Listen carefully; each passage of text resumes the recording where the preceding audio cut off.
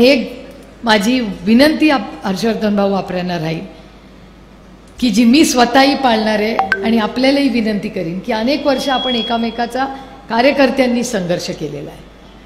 त्याच्यामुळे तुम्ही मला मार्गदर्शन करा आणि मीही काही थोडंसं आपल्याला कधीतरी विनम्रपणे विनंती करीन की प्रत्येक कार्यकर्त्याचा मान सन्मान करणं ही तुमची आणि माझी आजपासून जबाबदारी असणार आहे।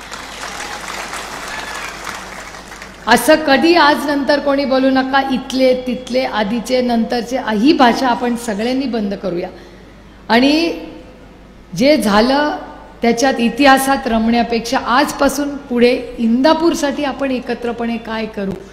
कारण का कधी कधी असं वाटतं त्यांना, अरे बापरे हर्षवर्धन पाटलांसारखा एवढा मोठा नेता आला, आता आमचं काय होणार।